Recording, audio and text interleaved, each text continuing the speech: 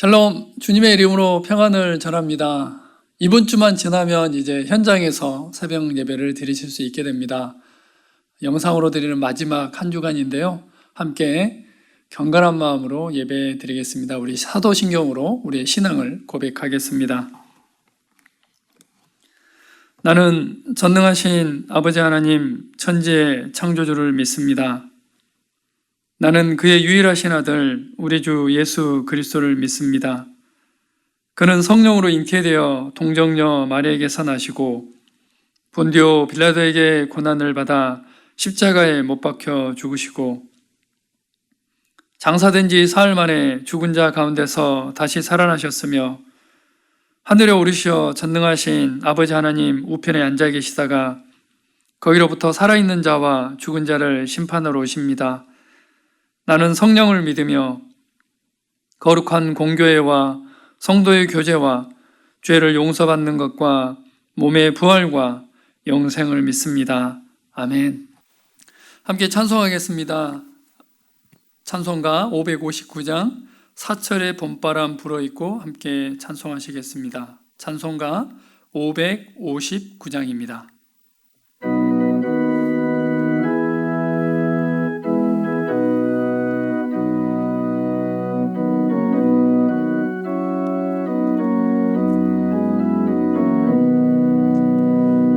사철의 봄바람 불어있고 하나님 아버지 보셨으니 믿음의 반석도 든든하다. 우리 집 즐거운 동산이라. 고마워라 임마누엘 예수만 섬기는 우리 집. 고마워라 임마누엘 복되고 즐거운 하루하루. 어버이 우리를 고이시고 동기들 사랑에 뭉쳐있고 기쁨과 서름도 같이 하니 한간에 저가도 천국이라. 고마워라 임마누엘 예수만 섬기는 우리 집. 고마워라 임마누엘 복되고 즐거운 하루하루. 아침과 저녁에 수고하여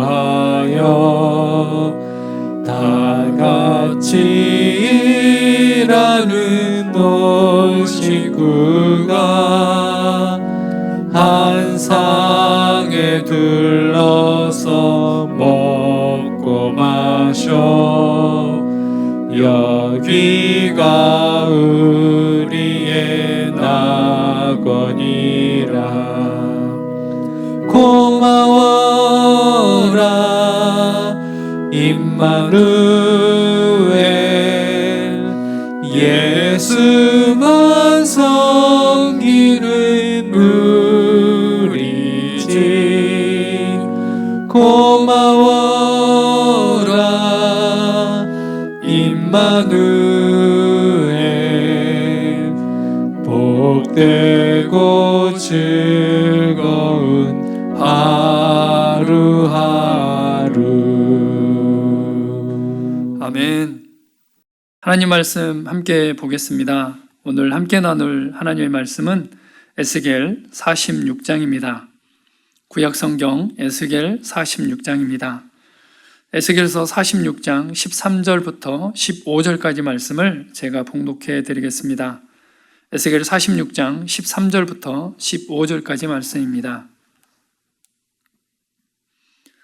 아침마다 1년 되고 흠없는 어린 양 한 마리를 번제를 갖추어 나 여호와께 드리고 또 아침마다 그것과 함께 드릴 소제를 갖추되 곧 밀가루 6분의 1 에바와 기름 3분의 1 흰을 섞을 것이니 이는 영원한 규례로 삼아 항상 나 여호와께 드릴 소제라. 이같이 아침마다 그 어린 양과 밀가루와 기름을 준비하여 항상 드리는 번제물로 삼을지니라. 아멘. 하나님 감사합니다. 포로로 잡혀간 이스라엘 백성들, 그들에게 희망과 소망을 선포하시고 성전 재건에 대한 기대를 주시고 매일 매 순간 예배할 수 있는 기회를 주셔서 감사합니다. 하나님의 긍휼과 자비하심으로 우리를 예배 자리로 불러주셔서 감사합니다. 이 아침에도 하나님의 은혜를 사모함으로, 하나님의 말씀을 사모함으로 주님 앞에 나아갑니다. 우리의 예배를 받아주시고 하늘문을 여시고 한량없는 은혜와 사랑과 긍휼과 자비를 베풀어 주시옵소서. 우리의 마음문을 열고 나아가오니 하나님 말씀하여 주십시오. 저희가 듣겠습니다. 이 모든 말씀 우리 주 예수 그리스도의 이름으로 기도합니다. 아멘. 에스겔서가 이제 거의 마무리가 되어져 갑니다. 에스겔서는 다른 선지서에 비해서 참 쉽지 않은 선지서이기도 합니다. 총 48장으로 되어 있는데요. 개략적인 내용을 다시 한번 정리를 해보면 이렇습니다. 에스겔은 제사장이었습니다. 예루살렘 성에 있었으면 그냥 제사장으로서의 직무를 할 수 있었는데 그는 포로로 끌려가게 되었고 그가 30살이 되었을 때 하나님께서는 에스겔 선지자를 부르시게 됩니다. 그러면서 바벨론 포로로 끌려가 있는 이스라엘 백성들에게 하나님의 말씀을 선포하고 하나님의 말씀을 전하는 도구로 에스겔을 사용하시게 됩니다. 에스겔은 하나님의 마음을 이스라엘 백성들에게 전달하였습니다. 에스겔서 앞부분에서는 여전히 죄 가운데 있는 이스라엘 백성들을 향해서 하나님의 심판과 또 저주와 하나님의 어떠하심들을 전달하게 됩니다. 심지어 그는 여러 가지 이상들을 표현하면서 하나님이 얼마나 놀랍게 이스라엘 백성들을 대하고 계시는지를 온몸으로 표현하기도 합니다. 전반부는 이스라엘 백성들의 죄악에 대해서 또 이스라엘 백성들의 잘못에 대해서 하나님께서 끊임없이 질책하시는 내용으로 연결이 되어집니다. 이것으로 끝나는 것이 아니라 이 질책이 끝난 다음에 하나님께서는 이스라엘 백성들에게 희망과 소망을 선포하십니다. 우리가 잘 알고 있는 에스겔서 37장, 마른 뼈들이 살아나고 하나님의 영이 그 영에 들어가고 그 몸에 들어가고 여호와의 군대가 되는 환상을 통해서 다 쓰러져가는, 다 기울어져가는 이스라엘 백성들이 다시 살아날 것을 하나님께서는 환상으로 보여주십니다. 한 사람 한 사람이 살아나고 그 후에 하나님께서는 이제 재건되어질 성전의 모습도 보여주십니다. 우리는 오랜 기간 동안 이 부분들을 함께 말씀을 통해서 나누었습니다. 이스라엘 백성들 한 사람 한 사람이 어떻게 다시 소성되어질지, 그리고 하나님께서 다시 세우실 예루살렘 성전 또 장차올 성전이 어떤 모습일지에 대해서 우리는 함께 말씀을 나눴습니다. 그리고 지난 시간 45장 후반절부터 이제 새롭게 재건되어진 성전에서 어떤 예배가 드려질지에 대해서 하나님께서는 말씀하기 시작하셨습니다. 재건된 성전, 그곳에서는 어떤 일이 일어나야 될까요? 또 그곳에서는 어떤 일이 있어야 할까요? 이것이 46장과 47장 그리고 에스겔 마지막 장인 48장으로 연결이 되어지게 됩니다. 오늘 46장은 세 부분으로 나눌 수 있습니다. 1절부터 15절까지는 이스라엘 백성들에게 다시 한번 제사 제도에 대해서 말씀을 하십니다. 그리고 16절부터 18절까지에서는 왕의 기업에 관한 규례를 말씀하시고 19절부터 24절까지에는 성전 부엌에 관한 규정을 말씀하십니다. 오늘 이 시간에는 다시 한번 1절부터 15절까지에 있는 예배에 관한 규정들에 대해서 다시 한번 말씀을 상고하면서 하나님께서 성전에서, 새로운 성전에서 이루어질 예배에 대해서 말씀하신 그 말씀을 통해서 우리의 예배를 돌아보고 나의 예배 가운데 어떤 부분이 개선되어야 될 것인지, 또 어떻게 예배해야 될 것인지에 대해서 함께 하나님의 말씀을 나누겠습니다. 주로 46장에 나와 있는 내용들 중에는 언제 예배를 드릴 것인지 그 시기에 대해서 자세하게 설명이 되어져 있습니다.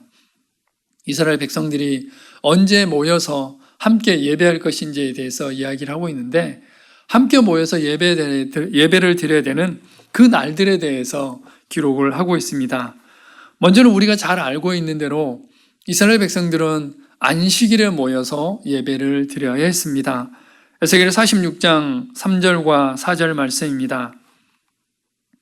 이 땅 백성도 안식일과 초하루에 이 문 입구에서 나 여호와 앞에 예배할 것이며, 안식일의 군주가 여호와께 드릴 번제는 흠없는 어린 양 6마리와 흠없는 순양 1마리라.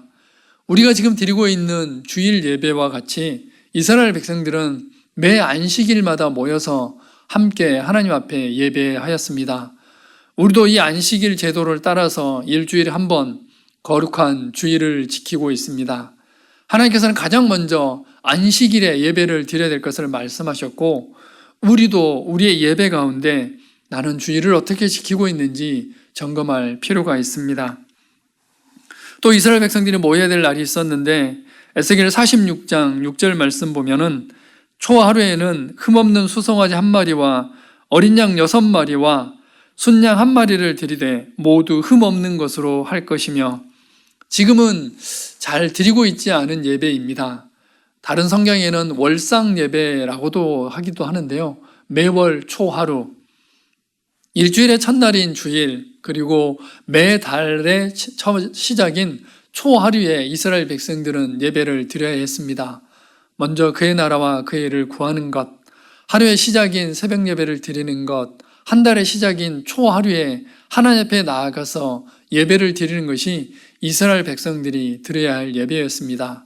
이것이 매 안식일 그리고 초하루에 드리는 예배에 대한 규정이었습니다.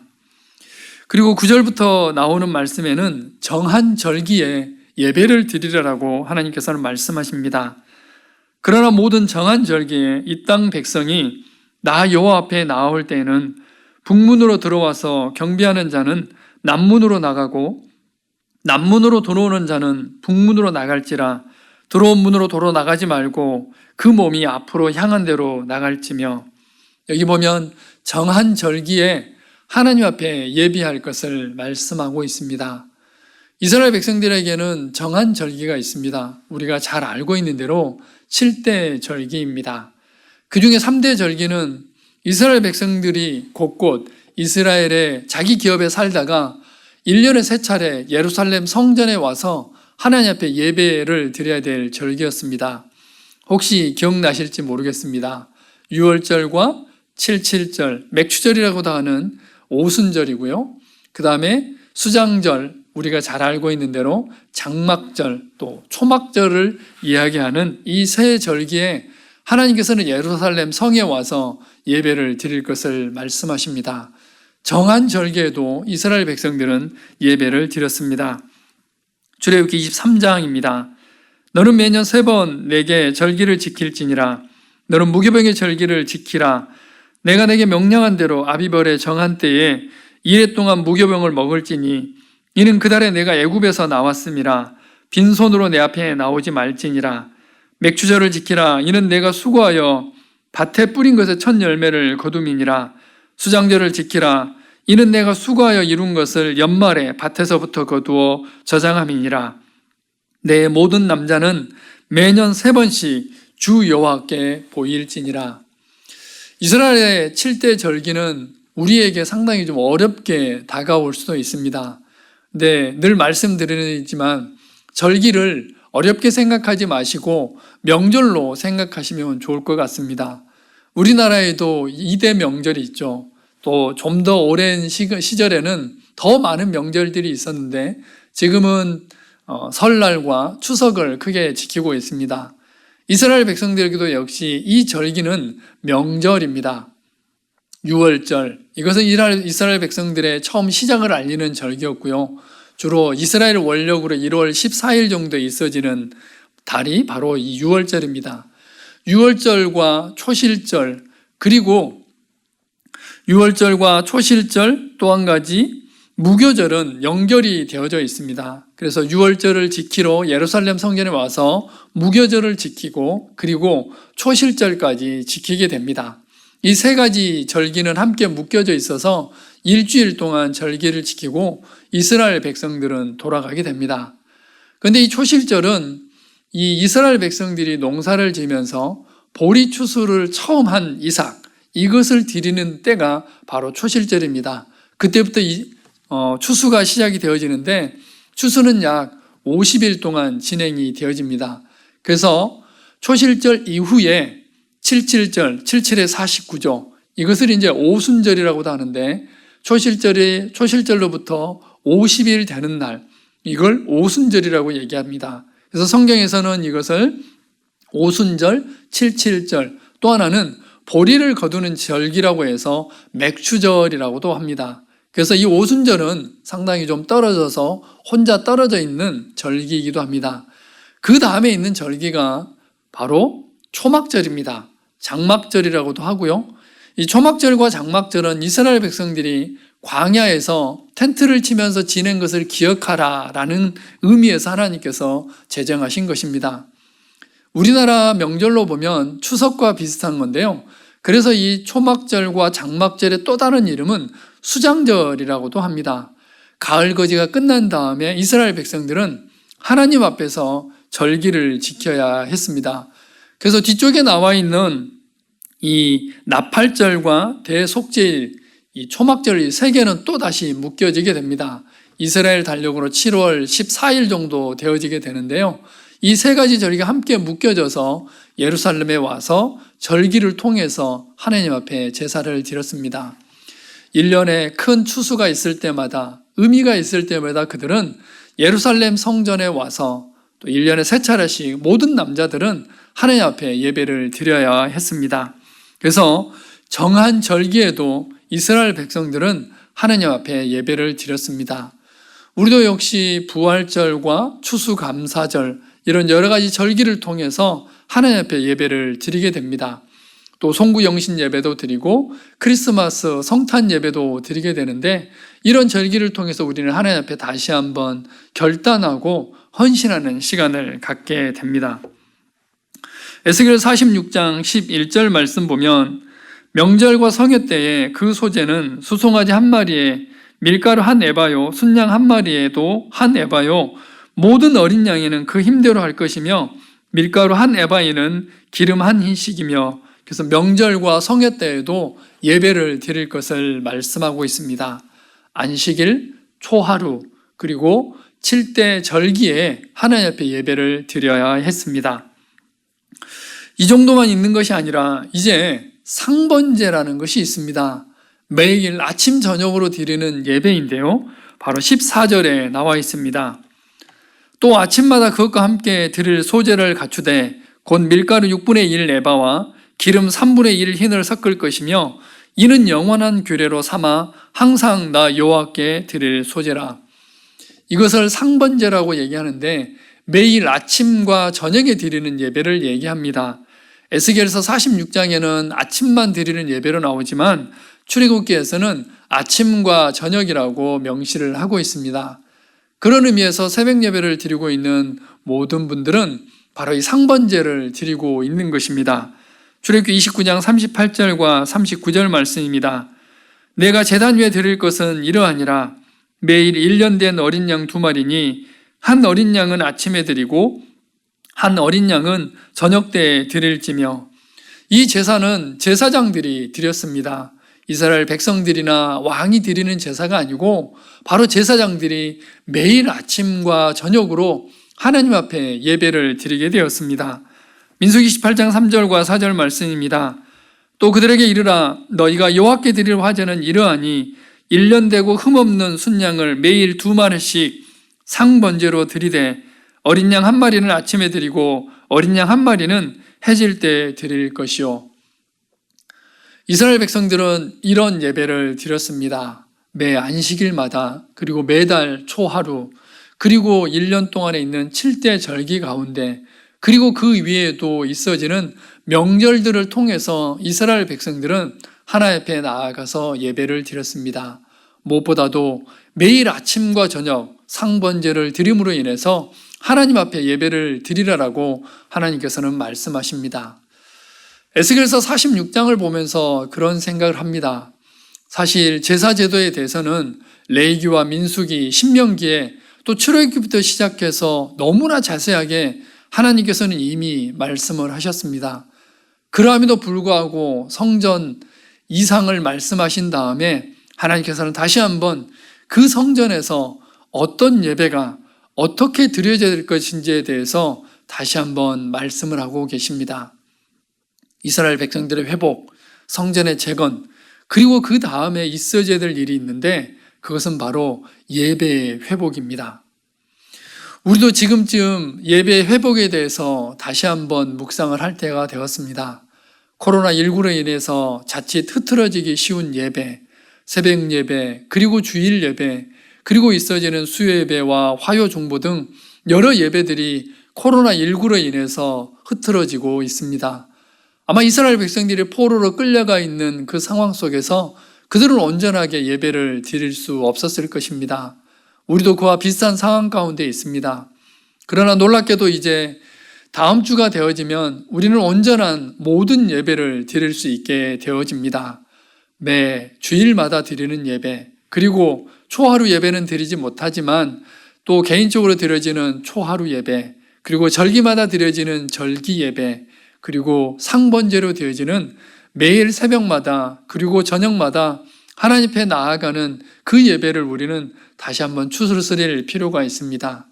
하나님께서 성전을 재건하시는 이유, 그것은 상징적으로 그냥 건물을 지으신 것이 아니라 그곳에서는 예배가 이루어져야 되고, 그곳에서는 하나님과의 만남이 이루어져야 되고, 그곳에서는 하나님의 말씀이 선포되어졌을 때 성전은 성전이 되어질 수 있습니다.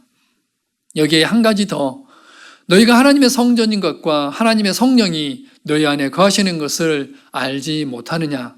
성전된 우리는 늘 예배에 집중하고 하나님 앞에 나아가야 됨을 고린도전서 3장 16절 말씀을 통해서 우리는 다시 한번 확인할 수 있습니다. 예배를 드리시는 여러분은 너무나 예배를 잘 드리고 있습니다.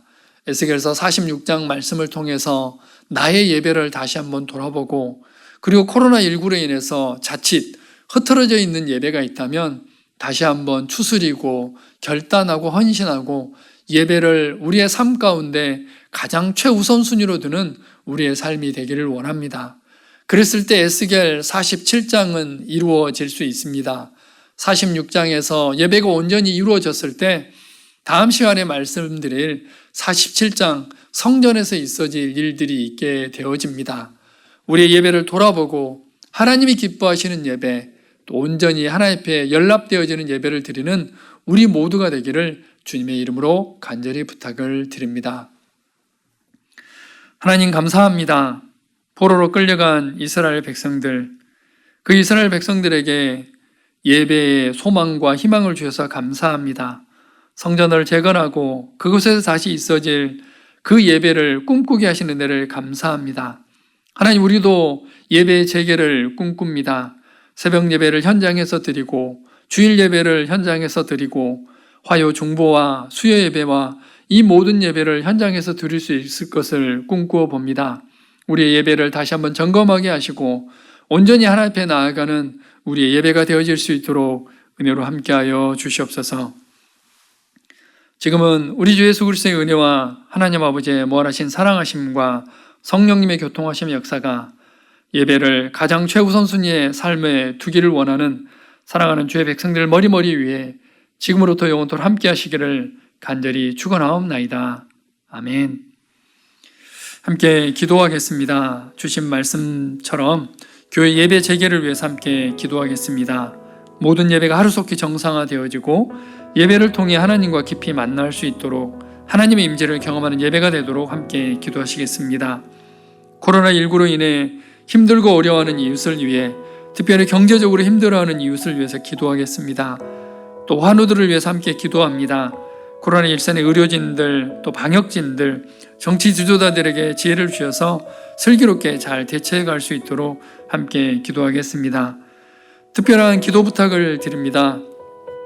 지난주에 말씀을 전하신 박효숙 전도사님이 이번 주 목요일 5월 14일에 안수식이 있습니다.